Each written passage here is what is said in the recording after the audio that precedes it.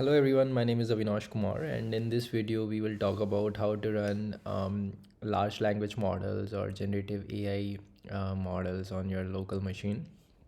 Why is this important? Is because simply you don't want to play someone to play with your sensitive data. As a company, you wanted to run sometimes these large language models over your customers data, and we don't really know, the managed services, whether they do run some AI models on the data which you provide or not. So just for the sake of privacy and data sensitivity reasons, it is important to have these things in your on-prem servers or cloud servers, so that you can get the better idea how things works. Another reason can be that there are uncensored models as well, which these managed services doesn't really provide.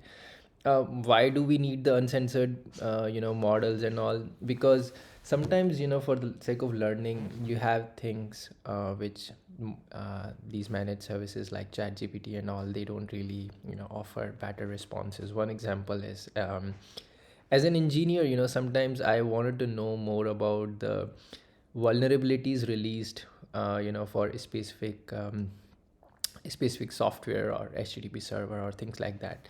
I wanted to know, like, as an attacker, how someone will use this vulnerability to exploit these type of things. And also, when you will search this on ChatGPT, it will just simply say that it cannot assist and all. But with the models,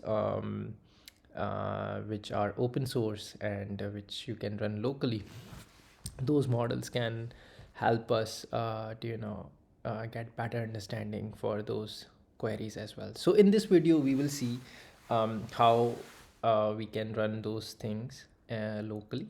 So let's jump into that. So in order to run Ollama locally, what we need to do is we need to search Ollama in Google and open this repository. And there are various ways. So let's first look into that repository, what things it offers. So in the start, if you are using Mac OS, just simply go and download this, and then you can. And if you are a Windows user, again, you or a Linux user, you can run this command. For the Windows users, you need to enable the WSL2. This will allow you to run any. It will actually runs the Linux on your Windows machine. So you can use the same command in order to run the Ollama too. Now, Ollama is just an application or a process which allows you to run all these models. So they have mentioned quite few of them here. But if you open this link, ollama.ai.library, they have tons of models. Like some of them are censored, some of them are in different language, in Chinese, and so they have lots of models for different reasons and all. Today we will see Llama 2. So as I mentioned, there are various ways. My personal favorite is the Docker one. The reason being is I don't like to install any application directly on my host because of the security reasons and all. Those applications can contain viruses and all. With the Docker, you can simply remove the complete container or delete the container and then rerun and things like that. So all these experiments are good to be done in the Docker. However, that being said, once you open this thing here, this one, and you will try to run this command, it might not work because it didn't really work for me. And since this is the open source, so they have some of the issues which they need to fix. The issue I was getting is this one. So just few minutes ago also, someone put this like 36 minutes ago. So the reason being it's not working is, as soon as you run this command, maybe it could be a model issue as well, that with this model specifically, once you call this API, it will just terminate the application inside the container.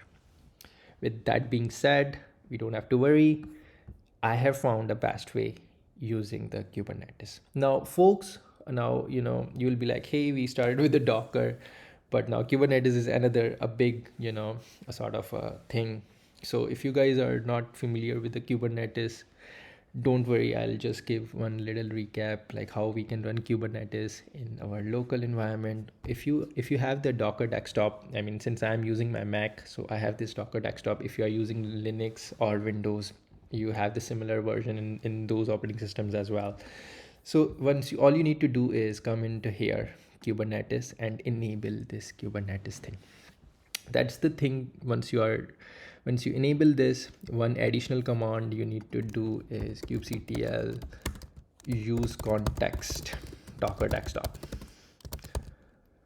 So that's the command which will allows you to run kubectl in your local environment. So let's say I open a new terminal, use this command, that's it. Now you can simply use the command to run the Kubernetes inside your machine itself.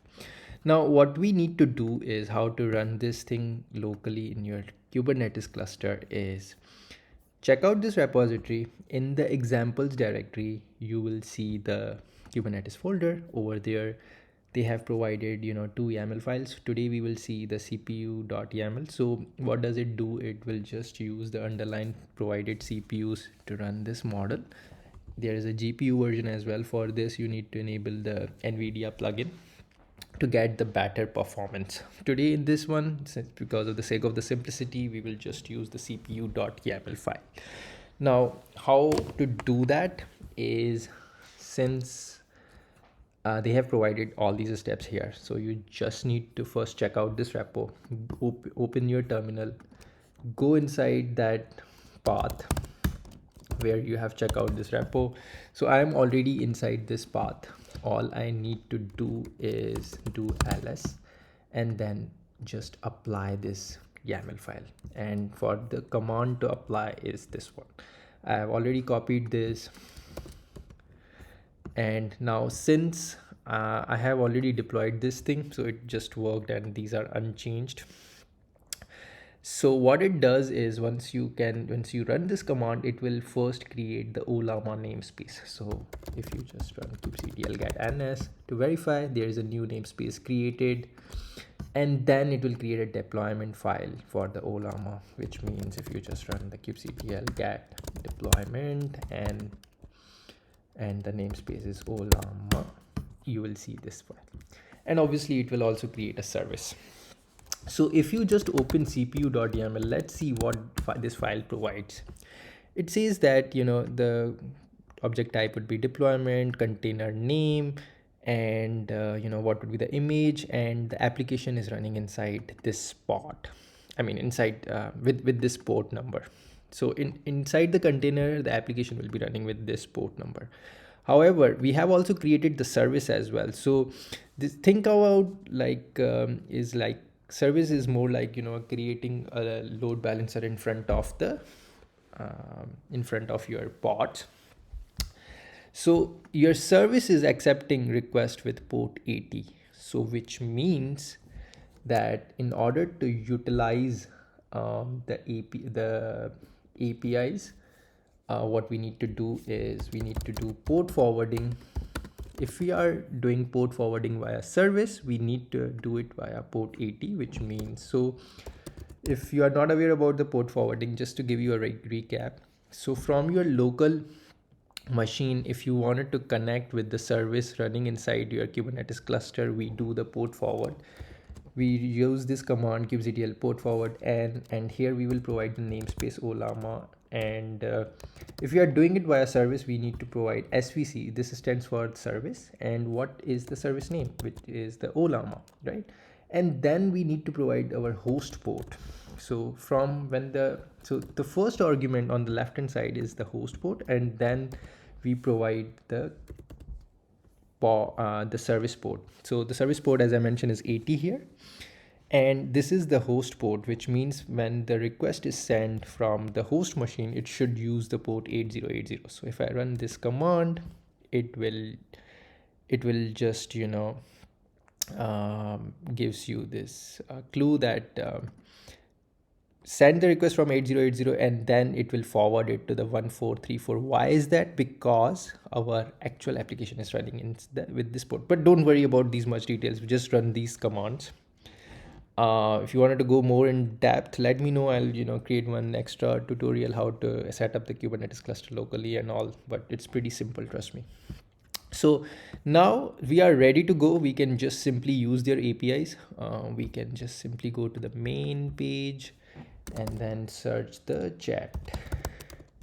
So this API, what does it say? So you are providing the model name, and you are providing the role user, and what's your prompt, or the question you want to ask. All we need to do is copy this. You can simply use the curl as well. I personally like Postman, so I'm using this. So you can import curl commands with the Postman as well.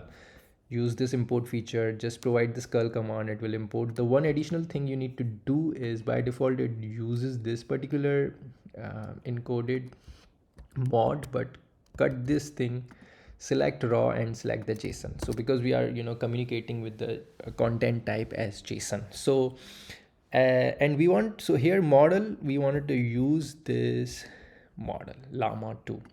One thing is, like, as I mentioned, Ollama provides the accessibility to all these models. So you need to know like which model you wanted to run. So as soon as I update the model, and I'll save this request, and then as I send this request, it didn't really work. Why? Because the port, I am using port 8080 as I mentioned. So now what it will do is, it will send this request to the server. Now one thing to notice here, since I have already deployed this thing, so it will work fine for me, but it might not work for you, because it will gives the error that Ollama 2 is not found. Why? Because as I mentioned, by default all these models doesn't come with the Ollama. You need to pull these models, or you need to install these models on top of the application. Now how to do that, I'll discuss this, but let's see. um, um, as soon as I send this request, it sends me the response in a more tokenized way. If we see, the content type of this response header is like ndjson, not the JSON, not just the JSON. So if you see the response, it's not a JSON, right? Because it's, these are the objects, send it, and it's not even the array of objects, because if you see, there is no like the square bracket is there, right? So this format is called ndjson. So, and it sends data in more in a stream way. That's why this additional flag is passed, done is false, which means that I'm sending this thing, but I have more things to send as well, so it's still, I'm not done. So in the end, if you go, once this entire sentence is completed, it sends you this flag as done, which gives the UI as indication that now we can close the HTTP connection as well. But if you just wanted the response right away in a single JSON object, what we can do is, we can provide additional flag stream as false. By default this stream is true, but we can use this approach, and in this way it will send the response right away. So this is one model.